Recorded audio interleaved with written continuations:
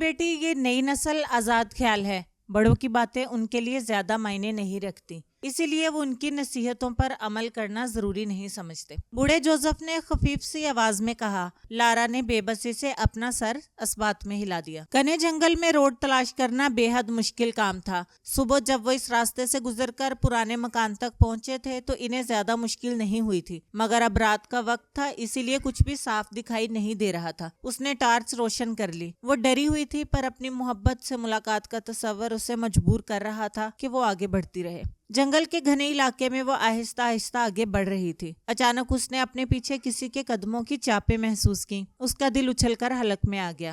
بھوتوں اور روحوں کے تمام واقعات اس کے دماغ میں گردش کرنے لگے۔ وہ رکی اور چند لمحوں تک ٹارچ کی مدھم روشنی میں ادھر ادھر دیکھا۔ وہاں کوئی بھی نہ تھا۔ وہ پھر چلنے لگی۔ کسی کے قدموں کی چاپیں ایک بار پھر سنائی دینے لگیں، لیکن اس دفعہ وہ واضح طور پر بلند تھی۔ شاید کوئی اس کا تعاقب کر رہا تھا۔ وہ خوفزدہ ہو کر بھاگنے لگی۔ اندھا دھند بھاگتے بھاگتے اچانک اس کا پیر ایک بڑے پتھر سے ٹکرا گیا اور وہ آن کی آن میں زمین پر آ رہی۔ وہ جو کوئی بھی تھا مکمل طور پر اندھیرے میں ڈوبا ہوا تھا۔ سیاہ ماسک، سیاہ دستانے، سیاہ جوتے اور سیاہ اوور کوٹ میں ملبوس وہ شخص نہایت بھیانک تھا۔ وہ خوف سے چیخ بھی نہ سکی۔ آواز اس کے حلق میں جیسے پھنس کر رہ گئی ہو۔ اس کے ہاتھ آہستہ آہستہ لڑکی کی گردن کی جانب بڑھنے لگے اور پھر موت کا خوفناک کھیل شروع ہو گیا۔ کچھ لمحوں تک ٹینا کی درد میں ڈوبی ہوئی کراہیں جنگل کے بھیانک سکوت کو توڑنے کی ناکام کوشش کرتی رہیں، اور پھر وہی پراسرار خاموشی چھا گئی۔ رچرڈ کے لیے ٹوٹی پھوٹی خستہ حال سڑک پر گاڑی چلانا دشوار ہو رہا تھا۔ وہ اپنی فیملی کے متعلق فکر مند تھا۔ وہ جانتا تھا کہ اگر لٹیرے نے انہیں ڈھونڈ لیا تو وہ یقیناً انہیں جان سے مار دے گا۔ ویسے بھی رقم کے حصول کے بعد اپنے شکار کو مار دینا اس کے پسندیدہ مشغلہ تھا۔ اسی کا لکھا آرٹیکل اسی کے گلے کا پھندا ثابت ہوا تھا۔ وہ ایک مشہور لکھاری تھا۔ وہ جانتا تھا کہ اس کے اچانک غائب ہونے پر پولیس ضرور حرکت میں آ چکی ہوگی۔ اچانک روبی کی عقابی نگاہوں سے زیادہ عرصہ تک چھپنا آسان نہیں تھا۔ وہ کسی بھی لمحے ان تک پہنچ سکتا تھا۔ تمہیں پولیس کو بتانا ہی ہوگا، وہ تمہیں مکمل تحفظ فراہم کر سکتی ہے، اس نے سوچا، اور یہ زندہ رہنے کے لیے بہت ضروری ہے۔ اس نے کچھ لمحے غور و فکر کرنے کے بعد بالآخر ایسا کرنے کا فیصلہ کر لیا۔ اس نے پولیس کو فون کر کے سب کچھ بتا دیا۔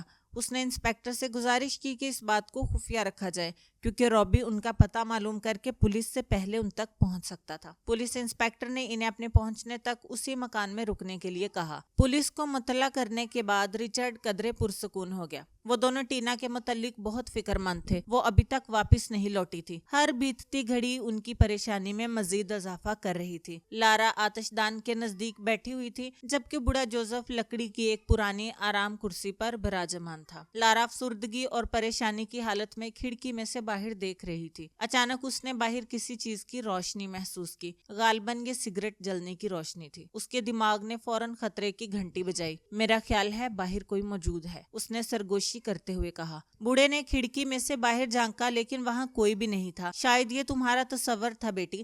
کبھی کبھار انسان کو ایسی چیزیں دکھائی دینے لگتی ہیں جن کا حقیقت سے کوئی تعلق نہیں ہوتا۔ نہیں پاپا، وہاں سچ مچ کچھ تھا، یہ میری آنکھوں کا دھوکہ نہیں ہو سکتا۔ لارا بوڑھے کی بات ماننے کو تیار نہیں تھی۔ اس نے یقیناً اس روشنی کو دیکھا تھا۔ یہ کوئی خواب نہ تھا۔ اچانک اس نے کچھ سوچا اور بولی، میں اسے لینے جا رہی ہوں، وہ یقیناً کسی مصیبت میں ہے، آپ اپنی حفاظت کیجیے گا۔ وہ اتنا کہہ کر باہر کمرے سے نکل گئی۔ بوڑھا کمرے میں بالکل اکیلا رہ گیا، لیکن نہیں، شاید کچھ اور بھی تھا۔ اس کے ساتھ اس کی جوانی کی یادیں۔ وہ اپنے ماضی کے بارے میں سوچنے لگا جب وہ جوان تھا، بہت بہادر تھا کیونکہ وہ امریکن آرمی کا سپاہی تھا۔ اس کی خوبصورت بیوی تھی کیٹ۔ جب وہ پہلی دفعہ کیٹ سے ملا تھا تبھی سے وہ اس کے عشق میں مبتلا تھا۔ پھر ہجر کے کچھ دردناک سالوں بعد بالآخر وہ میاں بیوی بن گئے۔ خدا نے انہیں ایک پیارا سا بیٹا دیا، انہوں نے اس کا نام ریچرڈ رکھا۔ وہ دونوں ہمیشہ ایک دوسرے سے پیار کرتے رہے، مگر وقت کے ساتھ ہر شے بدل جاتی ہے۔ دوسرے بچے کی پیدائش پر کیٹ اور بچہ دونوں ہی بچ نہ سکے۔ یہ اس کے لیے ایک بہت بڑا صدمہ تھا، پر اسے خود کو سنبھالنا پڑا۔ ہو نہ ہو بالآخر وہ ایک فوجی تھا، وقت پر لگا کر اڑ گیا۔ وہ بوڑھا اور اس کا بیٹا جوان ہو گیا۔ پھر وہ فوج سے ریٹائرڈ ہو گیا۔ اب وہ اپنے باغ میں سبزیاں اگاتا، پودوں کی دیکھ بھال کرتا اور انہیں باقاعدگی سے پانی دیتا تھا۔ اس کے علاوہ فارغ اوقات میں معلوماتی کتابیں پڑھتا۔ یہ سب اس کے مشاغل تھے۔ ابھی وہ اپنے خوشگوار اور تلخ ماضی کی تصویر کشی میں کھویا ہوا تھا کہ دروازہ بجنے کی آواز پر وہ اچانک چونک اٹھا۔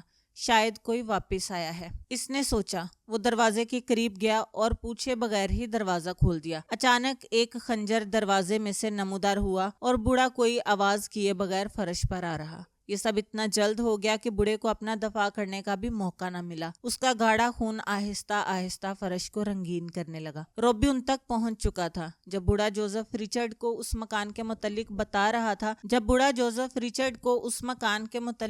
رہا تھا تب روبی کا اسسٹنٹ جو ان پر نظر رکھے ہوئے تھا اس نے سب کچھ سن لیا۔ روبی جنگل میں اکیلا ہی آیا تھا، اب اسے رچرڈ کو ڈھونڈنا تھا تاکہ وہ اس سے اس خزانے کا پتہ معلوم کر سکے۔ اس نے اپنی انگلی پر ایک گھاؤ لگا کر قاتل خنجر کی تیزی کو محسوس کیا اور زیر لب مسکرا دیا۔ الیگزینڈر اپنی موٹر سائیکل پر بیٹھا ٹینا کا انتظار کر رہا تھا۔ وہ ایک اوباش لڑکا تھا، در حقیقت اسے ٹینا سے محبت نہ تھی۔ وہ ٹینا کو لڑکیوں کی خرید و فروخت کی منڈی میں بیچ کر روپیہ کمانا چاہتا تھا۔ وہ پہلے بھی اس طرح کئی لڑکیوں کو بیچ چکا تھا۔ پہلے وہ اپنا شکار چنتا اور پھر کسی دن اس سے پیار محبت کا جھوٹا کھیل کھیلتا، اور جب لڑکی پوری طرح اس کے جال میں پھنس جاتی تو وہ اسے ایک محفوظ جگہ پر بلاتا، پھر اسے ہوش و حواس سے بیگانہ کر کے بیچ دیتا۔ یہ اس کے بزنس کا طریقہ کار تھا۔ اس نے ایک نگاہ اپنی کلائی کی گھڑی پر ڈالی، وہ ابھی تک آئی کیوں نہیں؟ اس نے پرتشویش امیز انداز میں خود کلامی کرتے ہوئے کہا۔ اس نے ٹینا کو کال لگائی، دوسری طرف سے کوئی اٹھا نہیں رہا تھا۔ کم آن ٹینا، فون اٹھاؤ، اس نے بڑبڑاتے ہوئے کہا۔ وہ بہت پریشان تھا، ہو سکتا تھا کہ ٹینا اس کے متعلق جان گئی ہو، اسی لیے وہ اس سے ملنے سے کترا رہی تھی، یا پھر کوئی اور وجہ بھی ہو سکتی تھی۔ اس نے کچھ دیر ٹینا کا انتظار کیا، لیکن پھر وہ اپنی موٹر سائیکل وہیں چھوڑ کر جنگل میں گھس گیا۔ گھنے جنگل میں راستہ تلاش کرنا سخت مشکل کام تھا۔ ٹارچ کی مدھم روشنی میں وہ آہستہ آہستہ آگے بڑھنے لگا۔ اچانک وہ کسی کی گھٹی گھٹی سسکیوں کی آواز سن کر غیر متوقع طور پر رک گیا۔ اس کے ماتھے سے پسینہ چھلک آیا۔ وہ یقیناً کسی لڑکی کی آواز تھی۔ اس کے کان دھوکہ نہیں کھا سکتے تھے۔ جہاں سے کسی کی درد میں ڈوبی سسکیاں سنائی دے رہی تھی وہاں پر کچھ جھاڑیاں تھی۔ اس نے جھاڑیوں میں کسی کے قدموں کی آہٹ محسوس کی۔ وہ سنبھل کر جھاڑیوں کے اندر داخل ہوا ہی تھا کہ کسی دھاردار چیز کے ایک ہی وار سے اس کا سر آدھے سے زیادہ پھٹ گیا اور تیزی سے خون بہنے لگا۔ وار اتنا تیز تھا کہ اسے چیخنے کا موقع بھی نہ مل سکا۔ ٹارچ اس کے ہاتھ سے نکل کر زمین پر گر گئی۔ مرنے سے پہلے اس نے ٹارچ کی روشنی میں زمین پر پڑی لڑکی کا چہرہ دیکھا۔ وہ لڑکی کوئی اور نہیں بلکہ ٹینا تھی۔ حیرت کے ایک مہیب جھٹکے کے ساتھ ہی اس کی آنکھیں ہمیشہ ہمیشہ کے لیے بند ہو گئیں۔ رات کے تقریباً 1 کا ٹائم ہوگا۔ رچرڈ آخر کار تھکا دینے والی ڈرائیونگ کے بعد شہر پہنچ گیا۔ اس نے بہت ساری کھانے پینے کی چیزیں خریدی اور پھر وہ جنگل کی طرف جانے والے راستے پر گامزن ہو گیا۔ لارا اپنی چھوٹی سی ٹارچ کی روشنی سے ٹینا کو گھنے جنگل میں ڈھونڈتی پھر رہی تھی۔ اونچے گھنے درختوں، مختلف اقسام کے پودوں اور خاردار جھاڑیوں میں راستہ تلاش کرنا ناممکن نہیں تو مشکل ضرور تھا۔ گہری خاموشی میں اس کے قدموں کی چاپیں کسی چھوٹے بم کے دھماکے جیسی محسوس ہو رہی تھی۔ ٹینا، کہاں ہو تم ٹینا؟ پورا جنگل اس کی آواز سے شدت سے گونج اٹھا، لیکن کوئی جواب موصول نہ ہوا۔ وہ مایوس ہو کر آگے بڑھنے ہی لگی کہ اچانک اس کی نظر کسی عجیب سی چیز پر پڑی۔ وہ بے حد خوفزدہ ہو گئی۔ پرتجسس کی وجہ سے وہ احتیاط سے چلتی ہوئی اس شے کے نزدیک پہنچ گئی۔ نیچے بیٹھ کر اپنی ٹارچ کی روشنی میں لارا نے اس مردہ لڑکی کا چہرہ دیکھا۔ اس کے منہ سے اچانک ایک درد بھری آہ نکل گئی۔